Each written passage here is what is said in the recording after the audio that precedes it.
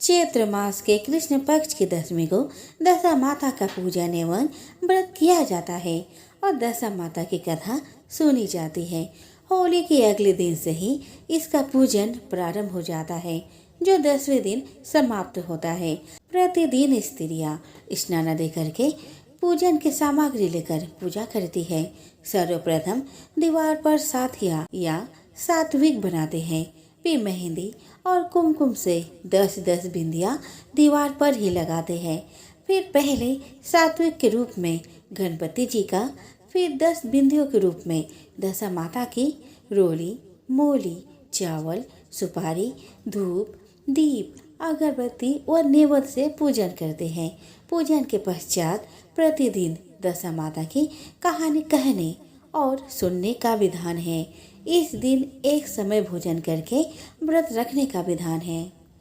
दशा माता का पूजन प्रत्येक स्त्री, चाहे वो सुहागिन हो या फिर विधवा, सबको करना चाहिए, क्योंकि यह पूजन एवं व्रत घर की दशा स्थिति को सुखी समृद्धि रखने हेतु किया जाता है। पूजन में एक विशेष बात होती है कि हल्दी में रंगा 10 गांठे में लगा हुआ धागा होता है, जिसको दशा माता की बेल कहते हैं।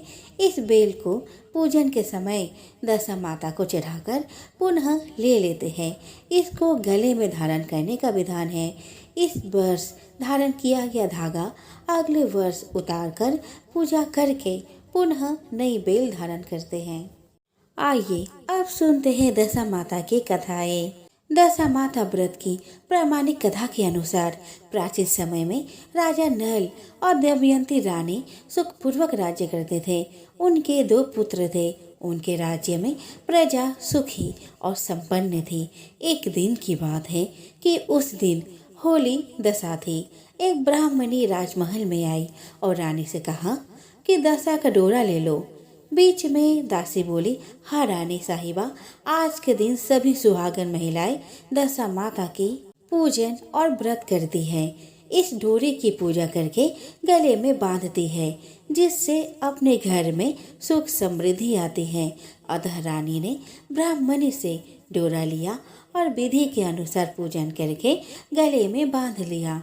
कुछ दिनों के बाद राजा नल ने दमयंती के गले में डोरा बंधा हुआ देखा। राजा ने पूछा, इतने सोने के गहने पहनने के बाद भी आपने ये डोरा क्यों पहना? रानी कुछ कहती इससे पहले ही राजा ने डोरे को तोड़कर जमीन में फेंक दिया। रानी ने उस डोरे को जमीन से उठा लिया और राजा से कहा, यह तो दशा माता का डोरा है, आपने उनका अपमान करके अच्छा नहीं किया। जब रात्रि में राजा सो रहे थे, तब दशा माता स्वप्न में बुढ़िया के रूप में आई और राजा से कहा, हे राजा, तेरी अच्छी दशा जा रही है और बुरी दशा आ रही है। तूने मेरा अपमान करके अच्छा नहीं किया। ऐसा कहकर बुढ़िया माता अंतर्ध्यान हो गई। अब जैसे तैसे दिन बीतते गए, वैसे वैसे कुछ ही दिनों में राजा के ठाट बाट, हाथी घोड़े, लव लश्कर, धन धान्य, सुख शांति सब कुछ नष्ट होने लगा। अब तो भूखे मरने का समय आ गया। एक ही दिन राजा ने दमयंती से कहा, तुम अपने दोनों बच्चों को लेकर अपने मायके चली जाओ। रानी ने कहा, मैं आपको छोड़ कहीं नहीं जाऊंगी। जिस प्रकार आप रहेंगे उसी प्रकार मैं भी आपके साथ रहूंगी। तब राजा ने कहा, अपने देश को छोड़ दूसरे देश में चले, वहाँ जो भी काम मिल जाएगा वही काम कर लेंगे। इस प्रकार नल दमयंती अपने देश को छोड़ चल दिए। चलते चलते रास्ते में भील राजा का महल दिखाई दिया। वहाँ राजा ने अपने दोनों बच्चों को अमानत के तौर पर छोड़ दिया। आगे चले तो रास्ते में राजा के मित्र का गाँव आया। राजा ने रानी से कहा, चलो हमारे मित्र के घर चले। मित्र के घर पहुंचने पर उनका खूब आदर सत्कार हुआ और पकवान बनाकर भोजन कराया। मित्र ने अपने शयन कक्ष में सुलाया। उसी कमरे में मोर की आकृति की खूंटी पर मित्र की पत्नी का हीरो जरा कीमती हार टंगा था। मध्य रात्रि में रानी की नींद खुली तो उन्होंने देखा कि वह बेजान खूंटी हार को निकल रही है। यह देख रानी ने तुरंत राजा को जगा कर दिखाया और दोनों ने विचार किया कि सुबह होने पर मित्र के पूछने पर क्या जवाब देंगे, अतः यहाँ से इसी समय चले जाना चाहिए। राजा रानी दोनों रात्रि को ही वहाँ से चल दिए। सुबह होने पर मित्र की पत्नी ने खूंटी पर अपना हार देखा। हार वह नहीं था। तब उसने अपने पति से कहा, तुम्हारे मित्र कैसे हैं जो मेरा हार चुराकर रात्रि में ही भाग गए हैं। मित्र ने अपनी पत्नी को समझाया कि मेरा मित्र कदापि ऐसा नहीं कर सकता। धीरज रखो, कृपया उसे चोर मत कहो। आगे चलने पर राजा नल की बहन का गाँव आया। राजा ने बहन के घर खबर पहुंचाई कि तुम्हारा भाई भोजाई आई है। खबर देने वाले से बहन ने पूछा, उनके हाल चाल कैसे हैं। वह बोला, दोनों अकेले हैं, पैदल ही आए हैं तथा वे दुखी हाल में हैं। इतनी बात सुनकर बहन थाली में कांदा रोटी रखकर भैया भाभी से मिलने आई। राजा ने तो अपने हिस्से का खा लिया, परंतु रानी ने जमीन में गाड़ दिया। चलते चलते एक नदी मिली। राजा ने नदी में से मछलियां निकालकर रानी से कहा, तुम इन मछलियों को भूजो, मैं गांव में से परोसा लेकर आता हूँ। राजा गांव में गया और परोसा लेकर वहां से चला तो रास्ते में चील ने झपटा मारा तो सारा भोजन नीचे गिर गया। राजा ने सोचा कि रानी विचार करेगी कि राजा तो भोजन करके आ गया और मेरे लिए कुछ भी नहीं लाया।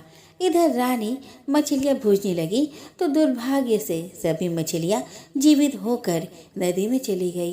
रानी उदास होकर सोचने लगी कि राजा पूछेंगे और सोचेंगे कि सारी मछलियाँ खुद खा गई। जब राजा आए तो मन ही मन समझ गए और वहाँ से आगे चल दिए। चलते चलते रानी के मायके का गाँव आया।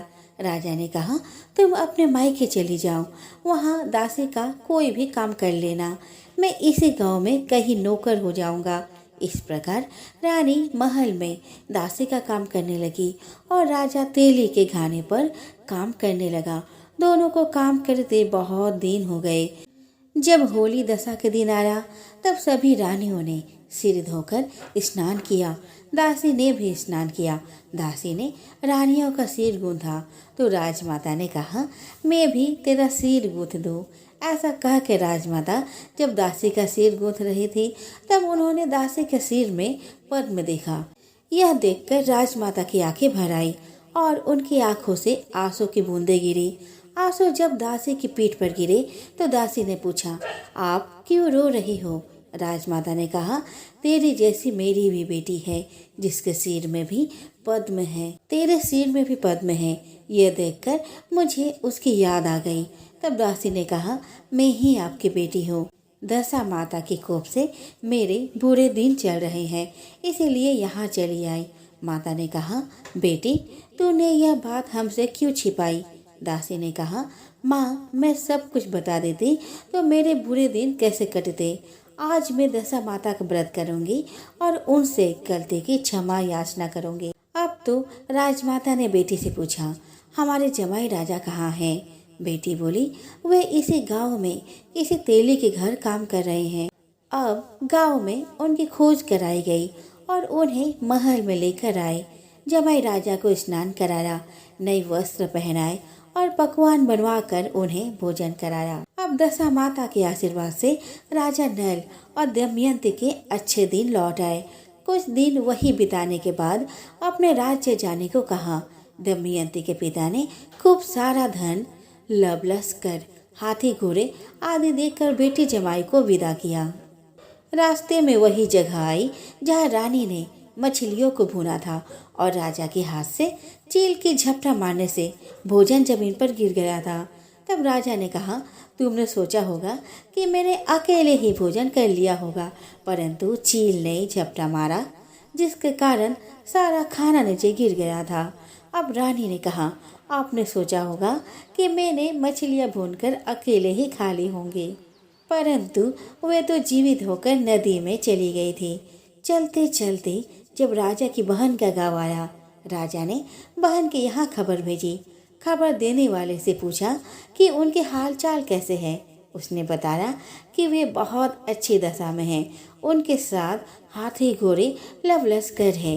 यह सुनकर राजा की बहन मोतियों की थाल सजाकर लाई। तभी दमयंती ने धरती माता से प्रार्थना की और कहा, माँ, आज मेरी अमानत मुझे वापस दे दो। यह कहकर उसने उस जगह को खोदा जहाँ कांदा रोटी गाड़ दिया था। खोदने पर रोटी तो सोने की और कांदा चांदी का हो गया। ये दोनों चीजें बहन की थाली में डाल दी और आगे चलने की तैयारी करने लगी। वहां से चलकर राजा अपने मित्र के घर पहुंचे। मित्र ने उनका पहले के समान ही खूब आदर सत्कार और सम्मान किया।